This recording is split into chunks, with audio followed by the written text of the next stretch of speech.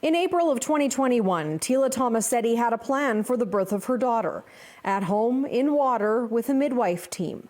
None of those plans came to pass. An excessive hemorrhage that caused a significant amount of blood loss and then required blood transfusions and almost a week in the hospital. Birth trauma describes those nearly 45% of women who say their birthing experience is painful and terrifying. 1 in 9 women display symptoms of post-traumatic stress disorder. Tomasetti is a registered provisional psychologist and recognized her symptoms quickly. The flashbacks that were happening, the nightmares, intrusive thoughts, the anxiety, the shame, the guilt, I started to immediately recognize that this was trauma. And so it helped me having that lens, whereas most people don't. Tomasetti started an Instagram page, The Tea on Birth Trauma, in hopes of connecting with others who might have a similar experience. 2 years later, the page now has 20,000 followers.